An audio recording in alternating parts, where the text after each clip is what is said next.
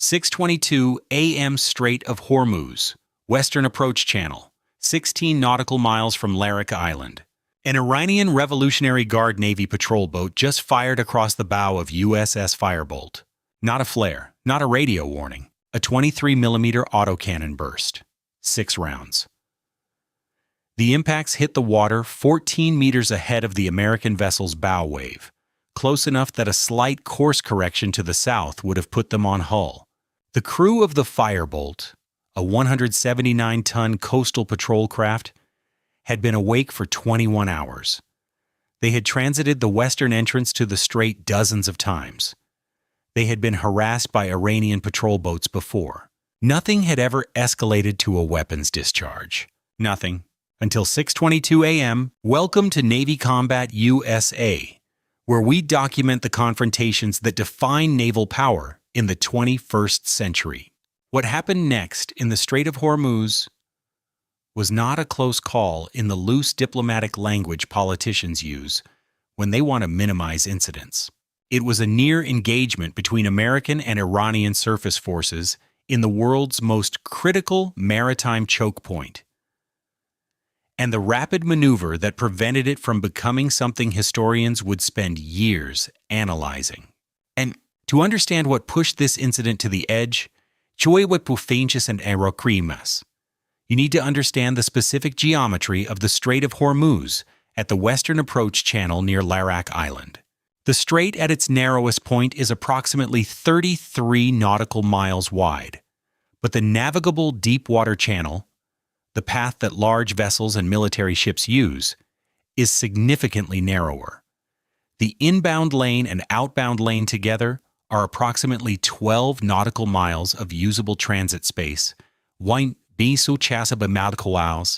by shallow water, shipping hazards, and the territorial waters of both Iran and Oman. In that 12-mile corridor, at any given time during daylight hours, there are typically between 40 and 80 vessels of various sizes and nationalities transiting in both directions. The USS Firebolt had been assigned a specific transit track, a route plotted by 5th Fleet that kept the vessel in the center of the outbound lane, maximizing distance from the Iranian territorial boundary while maintaining the freedom of navigation that American doctrine requires. At 5:47 a.m., 35 minutes before the weapons discharge, 3 Iranian IRGC-N Boghammer patrol boats had been identified by the Firebolt's lookouts and radar operating in the vicinity of Larak Island. The Boghammer is a fast attack craft, approximately 13 meters long, capable of 50 knots, armed with heavy machine guns and rocket launchers. IRGC-N operates dozens of them in the strait. Their presence was logged, threat level assessed as routine. The assessment was based on pattern of life. Over the previous 90 days, IRGC-N patrol boats had operated in the Larak Island area on 23 separate occasions during Firebolt's documented transits and those of other patrol vessels. Standard harassment profile, parallel course, radio challenges on the bridge-to-bridge frequency, occasional close approach followed by a break-off. Routine. What was not routine was what happened at 6:04 a.m., when the 3 Boghammer craft were joined by 2 additional contacts approaching from the north at high speed. The new contacts were larger. The radar return was consistent with IRGC-N Paikop-class fast attack craft, heavier platforms than the Boghammer armed with anti-ship missiles in addition to the standard gun armament. 5 fast attack boats, converging. The Firebolt's commanding officer, Lieutenant Commander Andre Tatum, was on the bridge and watching the tactical picture update in real time. The convergence geometry was not ambiguous. The 5 craft were not paralleling the Firebolt's course. They were moving to intercept it, spreading into a loose semicircle that, if completed, would place Iranian vessels on the American ship's port quarter, starboard bow, and directly ahead. That's not harassment geometry, that's encirclement geometry. Tatum immediately got on the bridge-to-bridge channel. Iranian naval vessels, this is USS Firebolt, a United States Navy warship operating in international waters in the westbound transit lane of the Strait of Hormuz, You are approaching on a course that may result in a close-quarters situation. Please state your intentions. No response. He tried again at 6:09 a.m. No response. At 6:11 a.m., the lead boghammer crossed ahead of the Firebolt at a distance of approximately 600 meters.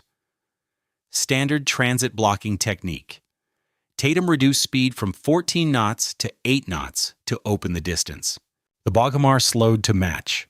The escort vessel problem in the Strait of Hormuz is one that Fifth Fleet has quietly managed for years without public acknowledgement.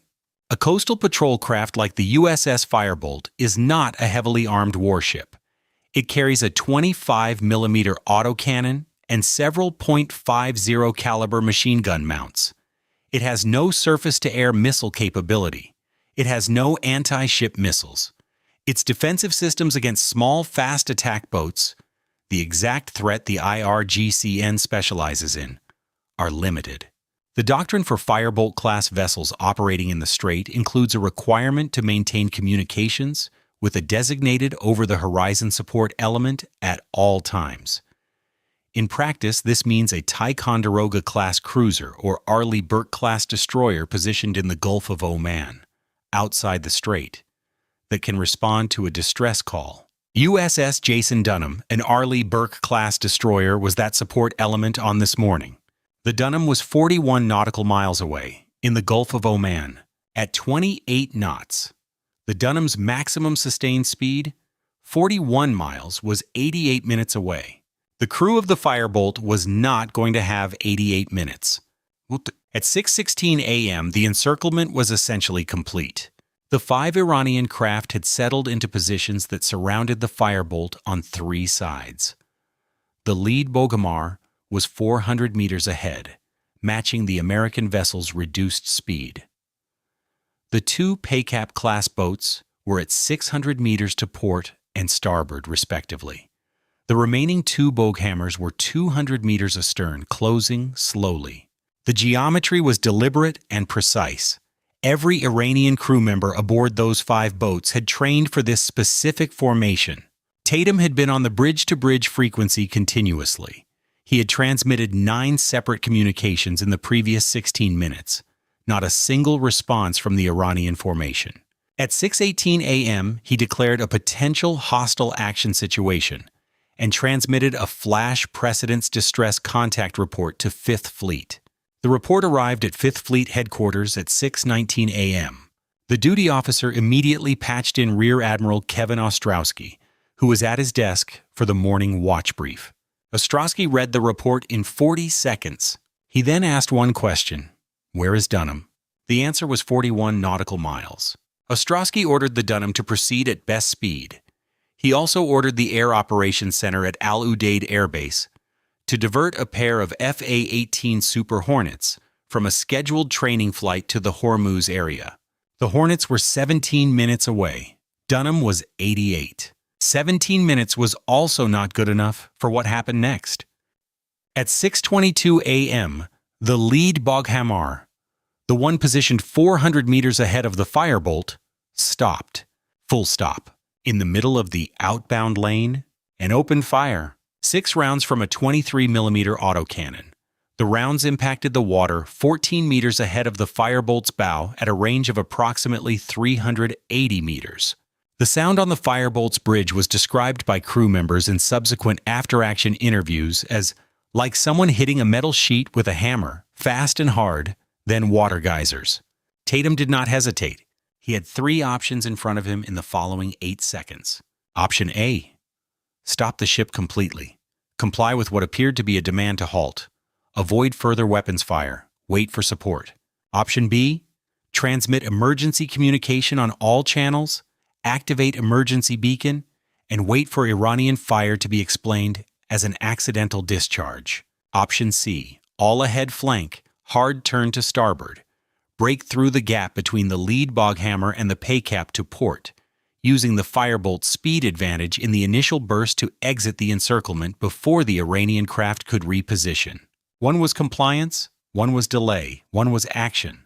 What would you order with a weapons-hot formation blocking your path in international waters? Comment A, B, or C below. Tatum chose option C. At 6:22 a.m. and 14 seconds after the autocannon burst, the USS Firebolt went to all-ahead flank. The maneuver that followed lasted 4 minutes and 37 seconds and covered approximately 2.6 nautical miles. The gap was approximately 650 meters wide. At 22 knots, the Firebolt would cover that distance in about 55 seconds. The Paikip to port attempted to close the gap. It turned south and accelerated. But the Paikip had been at rest, low RPM, minimum ready, and it took the Iranian crew approximately 30 seconds to get the vessel moving at speed. The lead Bog Hamar, the one that had fired, attempted to follow. It came to 280 meters of the Firebolt's starboard quarter before the acceleration differential opened the distance again. The Bog Hamar's maximum speed of 50 knots was theoretically faster than the Firebolt's 22 knots in open water, but in the confined geometry of the transit lane, with other vessels in the area, the Iranian craft couldn't use its full speed without risking a collision. The two Bog Hamars astern turned north and attempted to reposition for a second intercept. Their geometry put them on a converging course that would intersect the Firebolt's new heading in approximately 4 minutes. This is where the air asset made the difference. At 6:24 a.m., the two FA-18F Super Hornets from the diverted Al Udeid training flight checked in on the emergency tactical frequency. They were 9 minutes from the strait.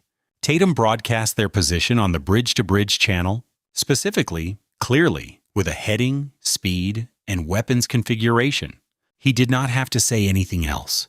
At 6:25 a.m., the two Bog Hamars that had been repositioning for a second intercept changed course.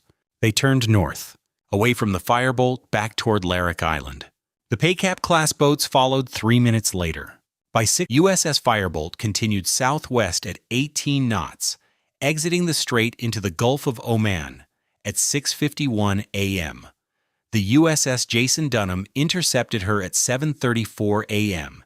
and escorted her to a holding position while the crew was debriefed and the vessel was inspected for any damage. No hull damage, no personnel casualties, minor equipment vibration damage from the high-speed maneuver. 2 radar mount fasteners cracked, 1 communications antenna mounting bracket loosened.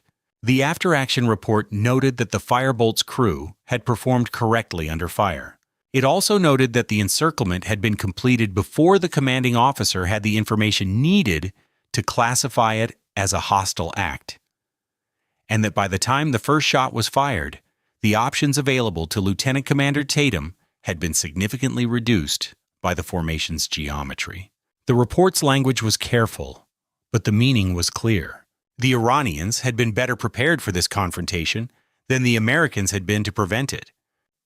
The weapons discharge, 6 rounds from a 23mm autocannon at a United States Navy vessel in international waters, should have been a significant diplomatic incident. It was not treated as one. Fifth Fleet's official statement described the event as an unsafe and unprofessional interaction with IRGCN forces. The State Department issued a diplomatic note of protest.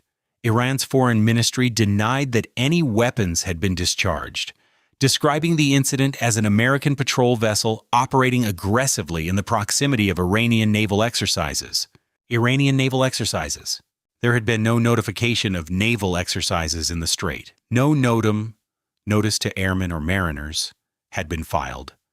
No pre-incident communication of any kind. The Gulf states said nothing publicly.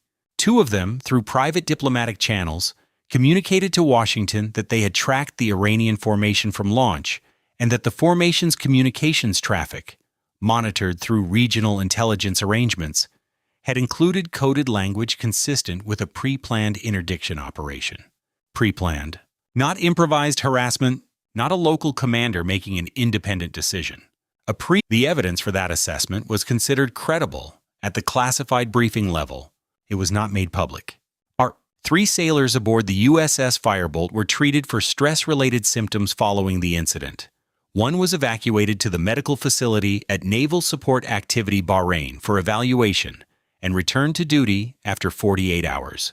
The Firebolt herself returned to patrol operations 11 days after the incident. Lieutenant Commander Tatum received a written commendation from Fifth Fleet for his handling of the situation.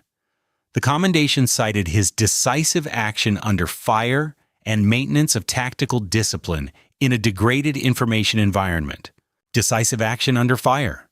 That's the Navy's way of saying a 14-second decision, made correctly, prevented a firefight in the world's most critical maritime choke point. The institutional lessons were slower in coming.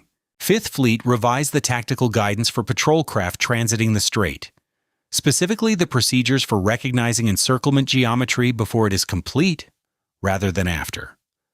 The revision came into effect 60 days after the incident. It had not. The intelligence failure that allowed 5 Iranian craft to complete an encirclement maneuver without triggering an earlier response was reviewed by the DIA and NSA jointly. The review identified a pattern of Iranian behavior in the 3 weeks preceding the incident that, in retrospect, contained indicators of a planned operation. The indicators had been in the data. Nobody had connected them in time. The Strait of Hormuz is not just a body of water. It is the single most consequential maritime choke point on Earth. The IRGCN has spent 20 years developing doctrine, weapons, and tactics specifically designed to contest that corridor. Fast attack boats, drone swarms, submarine mines, shore-based anti-ship missiles. The ability to threaten any vessel in the strait from multiple vectors simultaneously.